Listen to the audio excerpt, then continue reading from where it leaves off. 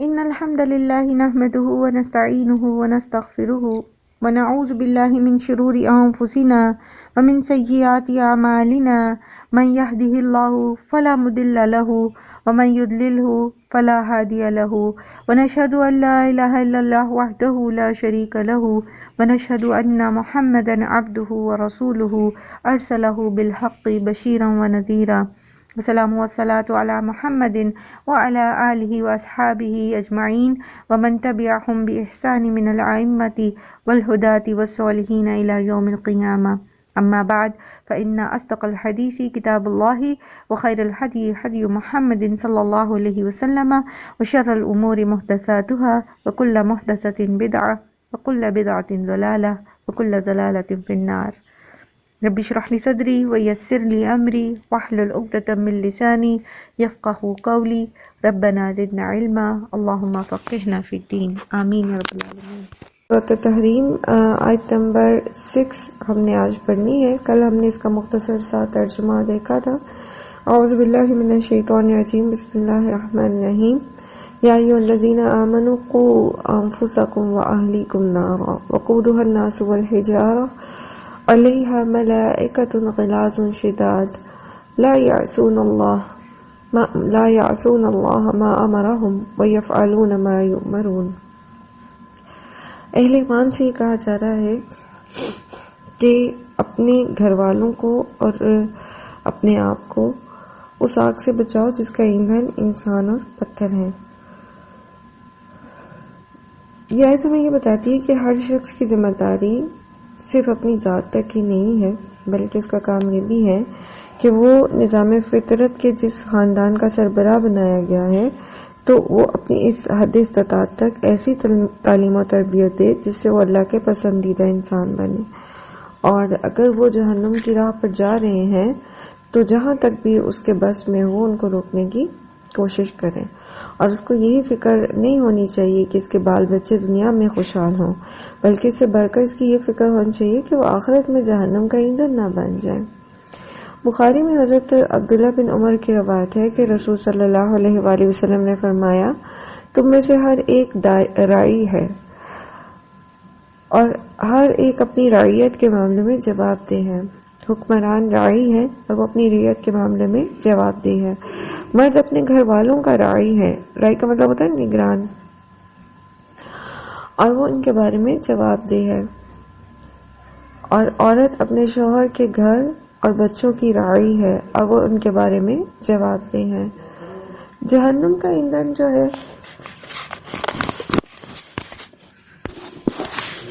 جہنم کا ایندھن انسان اور پتھر ہوں گے. تو جو پتھر ہیں وہ غالباً اس سے مراد وہ ہیں جو جن کو بت بنا کے پوجا گیا, وہ بت جو ہیں جو پتھروں کے ہوتے تھے وہ, یا پھر یہ بھی ہو سکتا ہے کہ کوئلہ جو ہے وہ پتھر گندک کے پتھر جیسے ہوتے ہیں, تو اس طرح سے اس کے ہوگی. اور انسان تو انسان ہی, اور آپ پتہ ہے کہ انسان جو ہے انسان کی اپنی باڈی وہ فاسفورس پر کمپوز ہوتی ہے. انسان جو ہے آپ کو پتہ ہے کہ وہ سلفر اور کیلشیم اور ان چیزوں سے کمپوزڈ ہے. اس کے اندر کاربن پائی جاتی ہے اور یہ ساری چیزیں جلنے والی ہیں. تو اس سے مراد یہی ہے کہ اس طرح اس کا ایندھن جو ہے وہ جب انسان اس کے اندر اور پھینکے جائیں گے, جیسے آگے سورہ ملک میں آپ پڑھیں گے, تو جہنم کی شدت کو بیان کرنے کے لیے یہاں پر یہ اس کے ایندھن کا ذکر کیا گیا ہے. اس کے علاوہ ہم نے قرآن کریم میں پڑھا کہ جہنم کی شدت کیسی ہے, کہ کس طرح کی آگ ہے. 70 گنا زیادہ دنیا کی آگ سے زیادہ اس کی شدت ہے. اور کس طرح وہاں پر جو جلنے سے زخموں سے جو پیپ بنے گی وہی مجرموں کو کھانے کے لیے دی جائے گی. تو یہ ایک ایسی میزریبل جگہ ہے, ایک ایسی تکلیف دہ سچویشن ہے کہ انسان جتنا بھی کر سکے اس سے بچنے کے لیے اس کو وہ کوشش کرنی چاہیے. اور نہ صرف یہ کہ خود کو بچائے بلکہ اپنی عزیز رشتہ داروں کو بھی.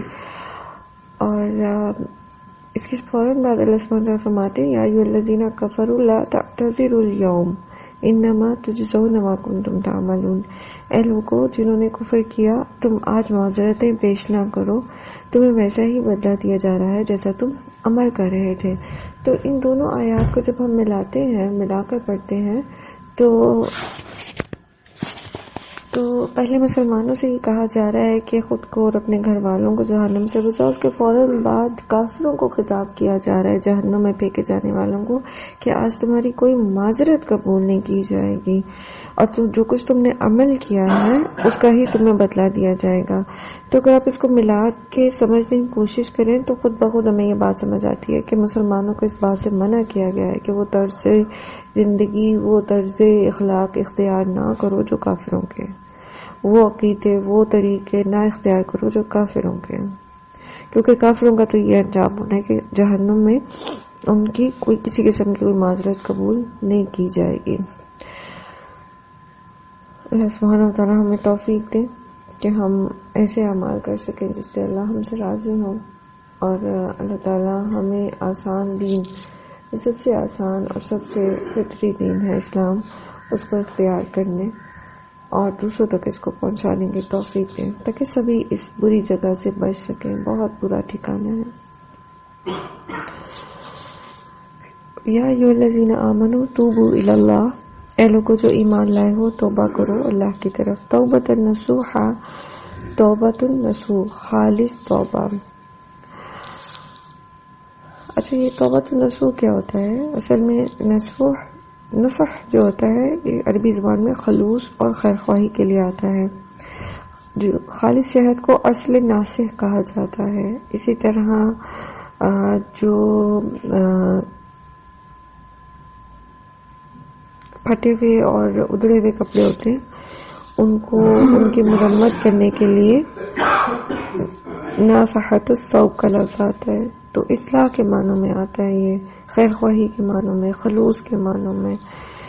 تو توبہ النصوح کہنے کا مطلب یہ ہے کہ ایسی خالص توبہ جس میں انسان جو ہے کسی قسم کی ریاکاری یا نفاق نہ ہو اس کی توبہ میں، اور یہ کہ انسان خود اپنے نفس کے ساتھ خیر خواہی کرے اور گناہ سے توبہ کر کے اپنے آپ کو بد انجامی سے بچا لے، یا یہ کہ گناہ سے اس کے دین میں جو شگاف پڑ گیا ہے توبہ کے ذریعے سے اس کی اصلاح کر لے، یا پھر یہ کہ توبہ کر کے اپنی زندگی کو اتنا سنوار لے کہ دوسروں کے لیے وہ نصیحت کا موجب ہو، اور اس کو دیکھ کر دوسرے لوگ بھی اپنی اصلاح کی کوشش کریں۔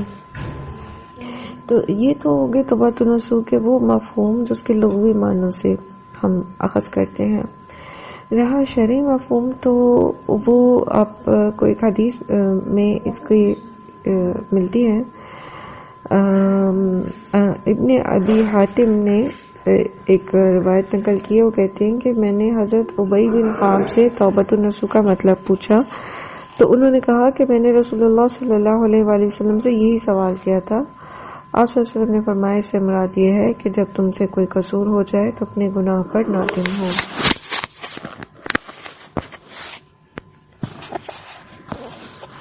انہوں نے کہا میں نے رسول صلی اللہ علیہ وآلہ وسلم سے یہی سوال کیا تھا، آپ صلی اللہ علیہ وسلم نے فرمایا اس سے مراد یہ ہے کہ تم سے کوئی قصور ہو جائے تو اپنے گناہ پر نادم ہو، پھر شرمندگی کے ساتھ اس پر اللہ سے استغفار کرو اور آئندہ کبھی اس فعل کا ارتکاب نہ کرو۔ یہی مطلب حضرت عمر، حضرت عبداللہ بن مسعود اور عبداللہ بن عباس رضی اللہ عنہم سے منقول ہے۔ ایک اور روایت میں حضرت عمر نے توبۃ النصوح کی تعریف یہ بیان کی ہے کہ توبہ کے بعد آدمی گناہ کا ارادہ تدرکنات اس کے ارتکاب کا ارادہ تک نہ کرے۔ اور ایک مرتبہ حضرت علی رضی اللہ عنہ نے ایک بدو کو جلدی جلدی توبہ استغفار کے الفاظ زبان سے ادا کرتے سنا تو فرمایا کہ یہ توبۃ الکاذبین ہے۔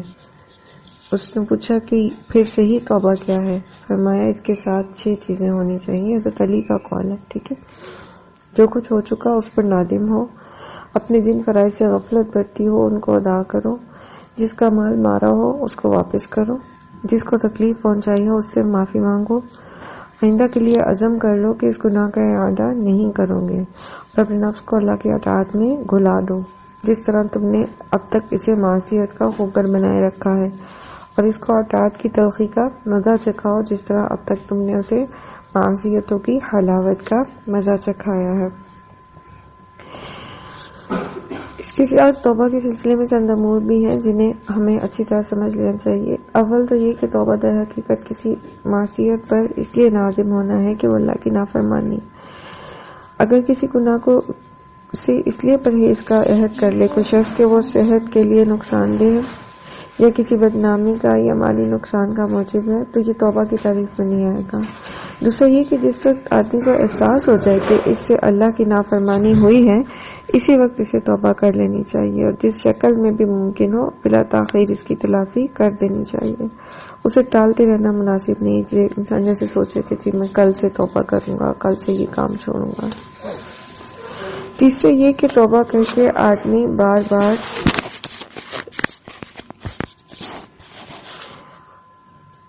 اس گناہ کا اعادہ نہ کرے جس سے توبہ کی گئی ہو، تو کیونکہ اگر وہ بار بار وہی کام کرتا ہے اور پھر توبہ کرتا ہے تو یہ پھر جھوٹی توبہ کے ہونے کی دلیل ہے۔ اور توبہ کی جو اصل روح ہے وہ تو شرمندگی ہے کہ انسان جو ہے کسی معاملے میں اللہ کے سامنے شرمندہ ہے، اور اگر وہ وہی کام دوبارہ کرتا ہے، بار بار کرتا ہے، تو پھر وہ اصل میں شرمندہ نہیں ہے۔ اور اگر کسی بشری کمزوری کی بنا پر اسے گناہ کا اعادہ ہو ہی جائے تو پچھلا گناہ جو ہے وہ تازہ نہیں ہوگا، البتہ اس کو بعد والے گناہ پر پھر توبہ کرنی چاہیے اور زیادہ سختی کے ساتھ عزم کرنا چاہیے۔ اور اس کے ساتھ ساتھ یہ کہ کچھ ایسے فزیکلی کچھ کوششیں بھی ایسی کرنی چاہیے کہ انسان جن گناہوں کی طرف مائل ہوتا ہے تو ان کا کوئی سد راہ کیا جائے، ان میں کوئی رکاوٹ پیدا کی جائے تاکہ بار بار جو ہے وہ اس کی طرف مائل نہ ہو، اور اگر ہو بھی جائے تو اس کے لیے وہ اپرچونٹی ہی کھلی ہوئی نہ ہو۔ اللہ سبحانہ تعالیٰ ہم سب کو صحیح معنوں میں توبہ کرنے کی توفیق دے اور ہم سے گناہوں کا رجس جو ہے اس کو دور فرمائے۔ اللہ تعالیٰ فرماتے ہیں عسیٰ ربکم ان یکفر عنکم سیئاتکم ویدخلکم جنات تجری من تحتها الانہار یوم لا یخزی اللہ النبی والذین آمنوا معہ نورهم یسعی بین ایدیہم وبایمانہم یقولون ربنا اتمم لنا نورنا واغفر لنا انک علی کل شیء قدیر۔ امید ہے کہ اللہ تعالیٰ تم سے تمہاری برائیوں کو دور کر دیں گے اور وہ تمہیں ایسی جنتوں میں داخل کریں گے جن کے نیچے نہریں بہہ رہی ہوں گی۔ یہ وہ دن ہوگا جب اللہ اپنے نبی کو اور ان لوگوں کو جو ان کے ساتھ ایمان لائے ہیں رسوا نہ کرے گا۔ اگر یہاں پر دیکھیں اللہ تعالیٰ نے امید دلائی ہے کہ آپ توبہ کر لیں تو اللہ تعالیٰ آپ کو آپ کے بڑے بڑے گناہوں کو بخش دیں گے، لیکن بات پھر وہی ہے کہ بات صرف توبہ کے الفاظ دہرانے کی نہیں ہے بلکہ توبۃ النصوح کی ہے۔ اور اسی طرح ہم دیکھیں کہ شدید ڈرا دینے والی آیات کے بعد امید دلانے والی آیات آئی ہیں۔ یہی قرآن کا اسلوب ہے اور یہی حکمت کا تقاضا ہے کہ نہ تو انسان اتنا زیادہ کسی کو خوفزدہ کر دے، کسی معاملے میں دہشت زدہ کر دے کہ وہ خوف کے مارے کوئی بہتری نہ لا سکے، اور نہ ہی کسی کو اتنی امید دلائے، اتنی کمفرٹ میں رکھے کہ وہ کمفرٹ ہی اس کے لیے جو ہے وہ خیر سے دوری کا سبب بن جائے، حق سے دوری کا سبب بن جائے۔ تو اسلام میانہ روی کا دین ہے اور اسی طریقے سے ہمیں یہ حکمت سکھاتا ہے کہ کس طرح میانہ روی کے ساتھ ہمیں اپنی بھی تربیت کرنی ہے اور اپنے ارد گرد اپنے پیاروں کی بھی، اور اسی طریقے سے کس طرح نظام زندگی اور دنیا جو ہے وہ چلایا جانا چاہیے۔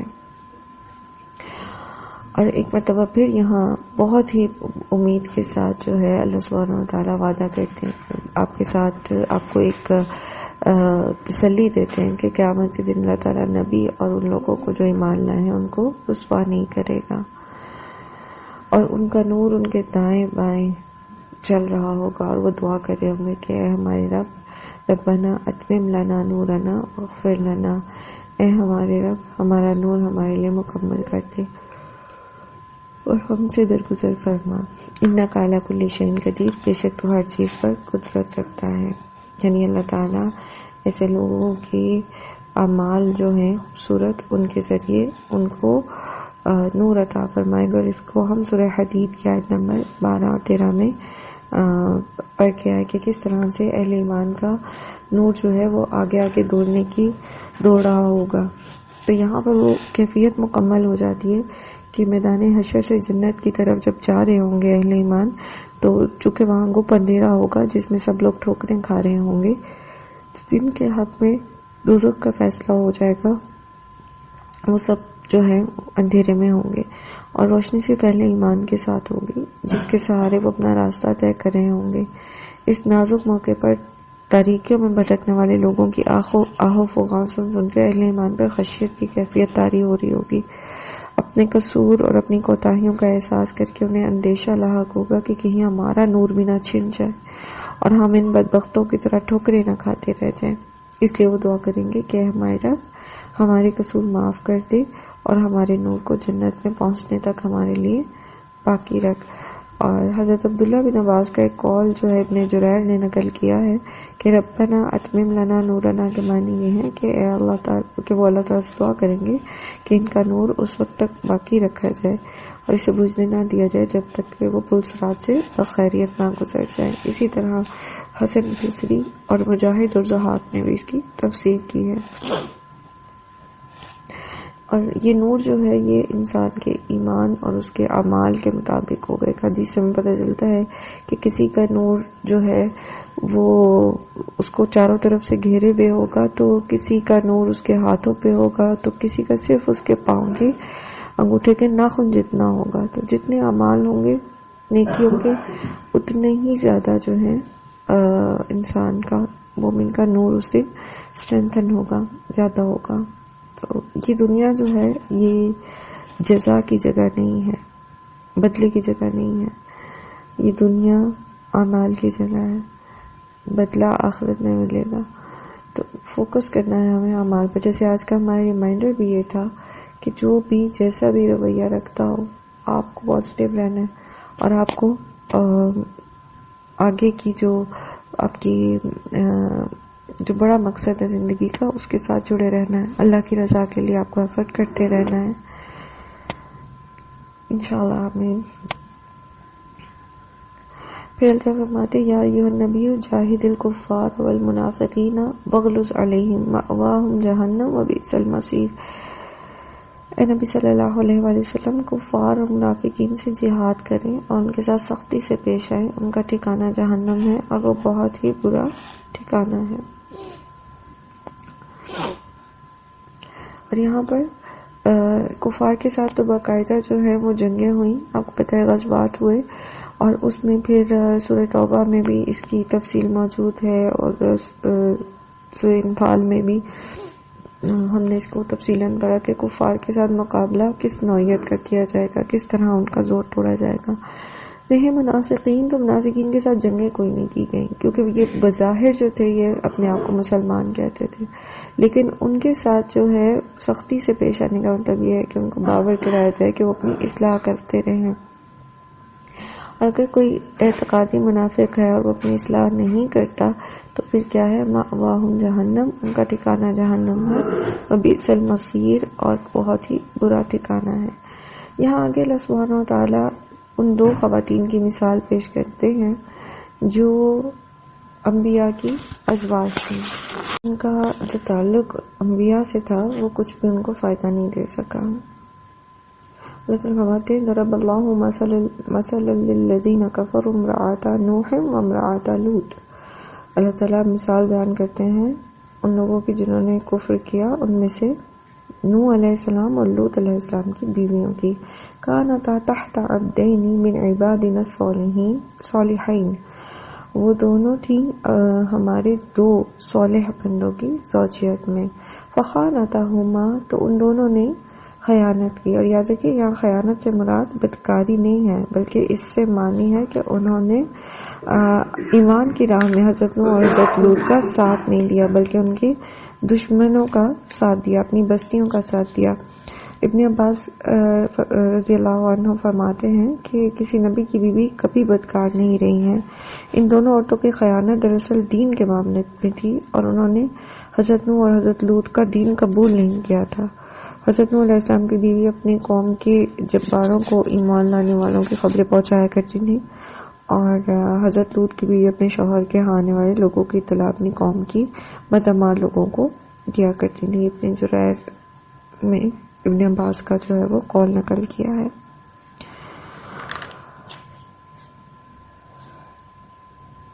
فلم یغنی عنہما من اللہ، تو وہ اللہ کے مقابلے میں ان کے کچھ بھی کام نہ آ سکے، شیئا کچھ بھی.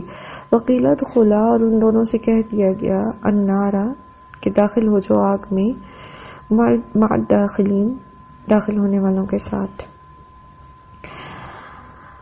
اب یہاں پر ایک چیز جو بہت واضح ہے، اگر ہم خود اس سے آنکھیں بند کر لیں تو اور بات ہے کہ کسی بھی نیک اور صالح شخص کے ساتھ، کسی بھی نیک ہستی کے ساتھ نسبت فائدہ نہیں دے گی آپ کو. اب یہ دو انبیاء کی بیویاں تھیں، اپنے شوہروں کی وفادار تھیں، لیکن دین کے معاملے میں انہوں نے خیانت کی تو اللہ تعالیٰ نے ان کی بخشش نہیں کی. ٹھیک ہے، انسان کی بخشش کا دار و مدار اس کے اپنے ایمان اور اس کے اپنے اعمال صالح پر ہوتا ہے. بالکل اسی طرح اگلی مثال جو اللہ تعالیٰ دے رہے ہیں کہ وَضَرَبَ اللَّهُ مَثَلًا لِّلَّذِينَ آمَنُوا امْرَأَتَ فِرْعَوْنَ، اور مومنوں کے لیے مثال ہے فرعون کی بیوی کی.